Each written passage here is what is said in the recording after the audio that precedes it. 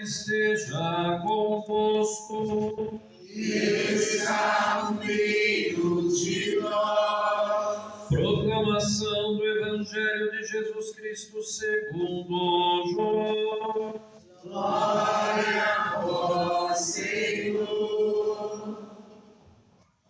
Deus amou tanto o mundo que deu o seu Filho unigênito, para que não morra todo o que nele crer, mas tenha a vida eterna.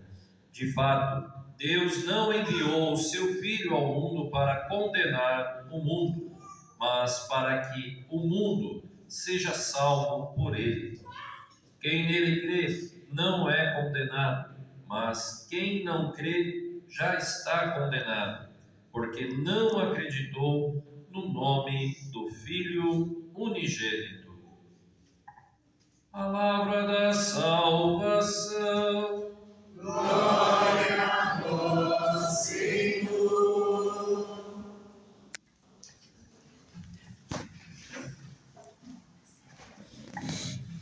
Em nome do Pai, do Filho e do Espírito Santo. Amém. Hoje nós retornamos, após o final do tempo pascal, o tempo comum, né? E uma bondade imensa de nosso Senhor, através da Igreja, né? De nos conceder esta festa, esta solenidade da Santíssima Trindade. Começar o tempo comum sobre a proteção da Santíssima Trindade. O que significa essa solenidade? Em primeiro lugar, ela está presente em toda a nossa vida, né? Quando somos batizados, nós o somos batizados, né? Em nome do Pai, e do Filho, e do Espírito Santo.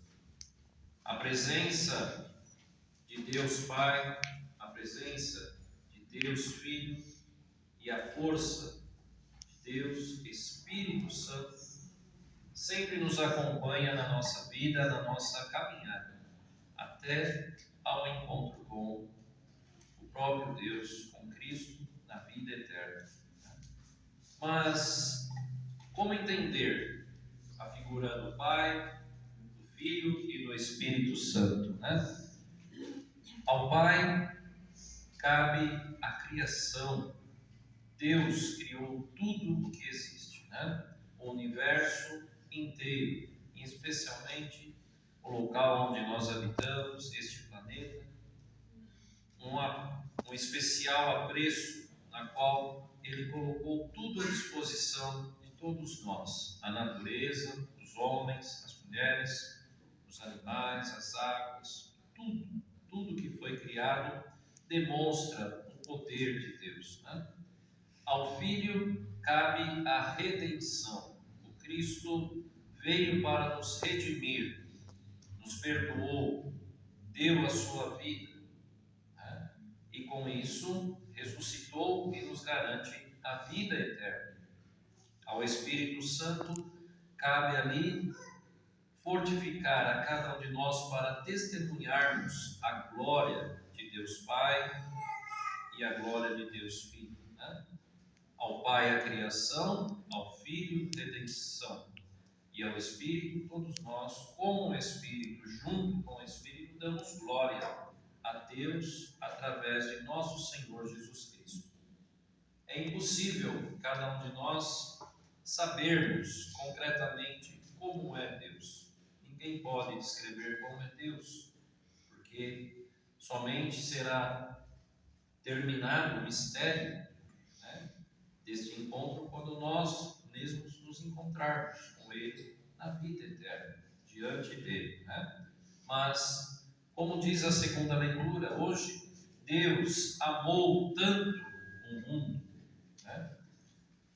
Digo, o Evangelho também, né? Deus amou tanto o mundo que deu o seu Filho unigênito e nos deu o seu Filho com esta maneira de nós percebermos e projetarmos de uma forma segura como é o Pai. Quem me vê, diz Rezamos a São Filipe também. Há tanto tempo vocês estão comigo e ainda me perguntam, né, quem é o Pai? Mostra-nos o Pai. Felipe, quem me vê, nós temos essa garantia. Quem vê o Cristo, vê o próprio Deus. E este Deus que tem ali por sua essência ser um Deus de amor, de misericórdia, né? Um Deus que se compadece das nossas misérias, dos nossos pecados. Nós podemos ver a experiência de Moisés. O povo ali, todo voltado para uma idolatria, ele já tinha vindo com a primeira vez com as tábuas da lei, da vontade de Deus para com o povo, e chegando lá, o povo estava disperso na idolatria, no bezerro de ouro, toda a história que nós conhecemos. Moisés sobe de novo, né, com 2 placas novamente, para que Deus escreva, vai pedir a Deus para que escreva novamente a lei. E aí nós podemos ver ali a misericórdia de Deus, né, para com Moisés, que intercedeu para com o povo. E Moisés, ao ver a Deus, ele se prostra, né? Ele não se atreve a olhar para o rosto de Deus, né? E diz assim, grita, né? Senhor, Senhor, Deus misericordioso e clemente, paciente, rico em bondade e fiel. Numa frase ele descreve 5 características de Deus assim, né? Moisés sabia de quem estava ali prostrado de frente e adorando. Cabe a nós também adorarmos hoje de uma forma muito já plena e eficaz, quando temos o próprio Cristo, né, sob ali aquilo que não é mais pão e sem o seu corpo. Nós adoramos, né, quando o bispo, quando o presbítero levanta o corpo do Senhor consagrado, ali está o Filho que nos revelou o próprio Deus. Sendo Ele também Deus com o Pai, né, nós temos essa experiência e essa certeza de também estarmos vendo o Pai na figura do Redentor. Para nós, né, cabe cada vez mais, né, ter esse desejo de ver a Deus.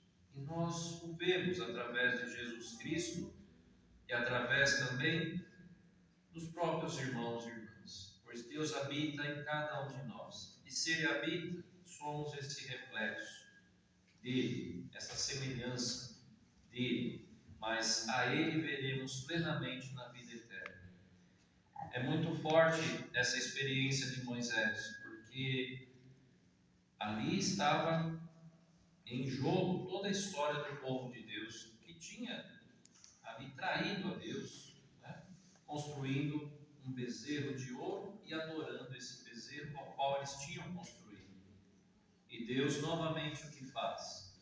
Disciplina, por amor, novamente dá a lei, escreve a lei, faz com que Moisés ali desça novamente, porque a lei não é para ficar apenas numa contemplação diante do próprio Deus que entrega a lei. Não, a lei é para ir ao povo, né? Por isso, novamente, Moisés desce, né, e entrega. Só que dessa vez, o povo caiu em si e reconheceu que Deus foi misericordioso apesar dos pecados e recomeçou uma nova vida, baseada na vontade do próprio Deus para com o seu povo. E assim é até os nossos dias. E essa vontade que nós obedecemos, né, a Deus, ela é plena nos ensinamentos de Cristo. Ele não veio mudar a lei entregue, ele veio dar cumprimento. E por que ele veio dar cumprimento? Muitas vezes nós não entendemos isso, porque na nossa humanidade frágil é impossível contemplar, viver plenamente a lei, por causa dos pecados. Então, quem cumpre plenamente a lei? Aquele que veio até nós, né? Só que de uma maneira de não possuir nenhum pecado. Essa é a diferença. Por isso Jesus diz: eu não vim tirar uma vírgula, um iota da lei, mas vim dar pleno cumprimento. Na humanidade santa dele, ele cumpre a lei.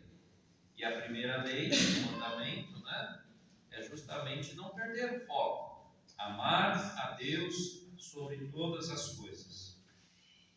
Como amar a Deus sobre todas as coisas? Cristo nos ensinou. Ele cumpriu, ele mostrou, ele foi o modelo para isso, né? Como nós podemos atualizar esta palavra no dia de hoje? Olha aqui uma coisa muito importante que São Paulo nos fala através ali da carta aos Coríntios, né? Há 2000 anos já, ele escreve ali: trabalhai no vosso aperfeiçoamento. O que é esse aperfeiçoamento? Senão o desejo de viver aquilo de forma segura, plena, com fé que Cristo nos deixou. O seu Evangelho, que acontece, é entregado pela igreja e vivido no mundo, na sociedade. O Evangelho, ele não é vivido em primeiro lugar na igreja, não. A igreja entrega, proclama, anuncia o Evangelho, para que nós possamos viver no mundo, na sociedade, na família, a nossa fé sempre unida aos ensinamentos de Deus.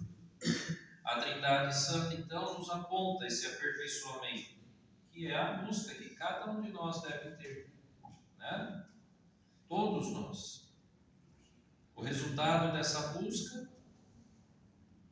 diz assim: a graça do Senhor Jesus Cristo, o amor de Deus e a comunhão do Espírito vai estar sempre com todos vocês, vivendo e buscando.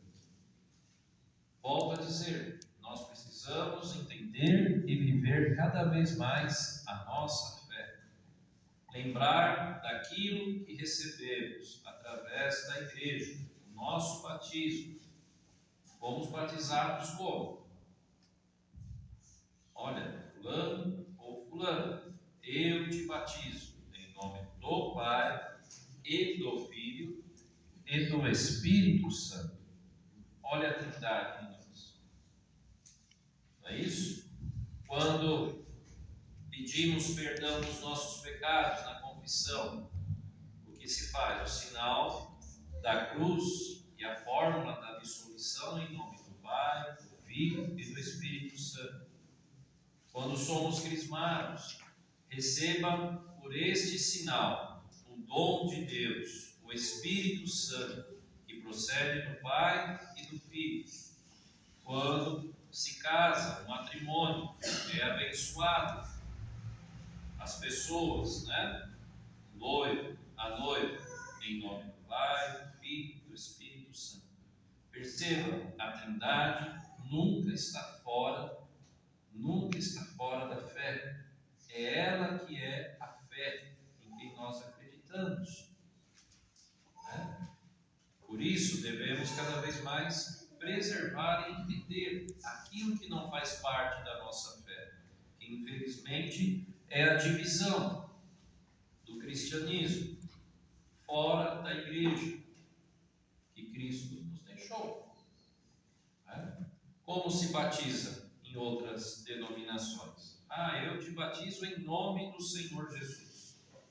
Mas o próprio Jesus não quis que fosse batizado no nome dele, ele mesmo deixou pronto, estabelecido: batizai-os.